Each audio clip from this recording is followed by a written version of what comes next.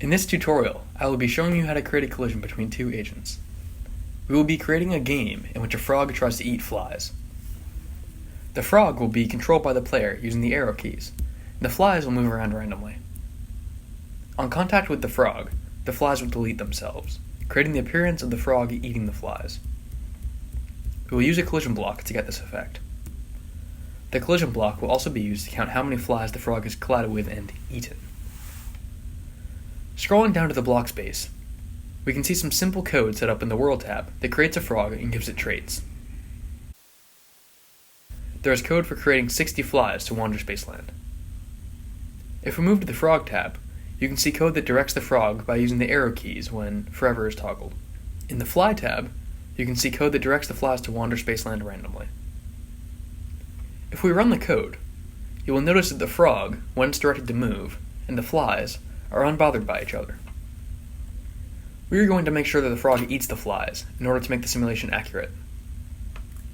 In the Flies tab, we are going to take a collision block out of the detection folder. When the frog collides with the flies, we want the flies to disappear. We can do this by selecting frog from the drop-down menu and inserting a delete block under the collide block hook. This will delete the flies when they collide with the frog. If we wanted to put this code in the frog's breed folder instead of the flies, we would use the same code, except we would replace delete with delete collide, and we would select flies from the drop-down menu. This code causes the frog to delete the flies on contact with them. The collide block refers to the flies in this scenario, because the frog is colliding into them. If we click Run Code and Setup, and toggle Forever, we can watch the frog eat the flies. Now that this is running, we also want to count the number of flies that get eaten. In order to do this, we must create a data box. Select the Edit Interface button and select the existing data box in Spaceland. Rename the data box to Score. Now lock the interface. Back in Block Space, under the World tab, drag a Set Data Box 2 block from the interface folder. When setup is pressed, set the Score data box to 0.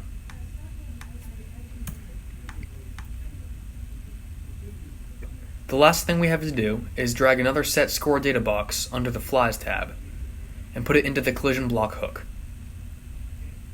We want the Score box to display the number of flies that the frog has eaten, so each time the frog collides with a fly, we will increment the score up by 1.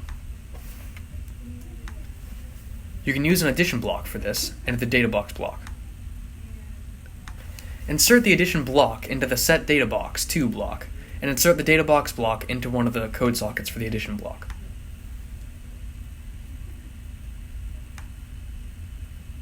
Select Score from the data box dropdown, and insert a 1 into the other code socket.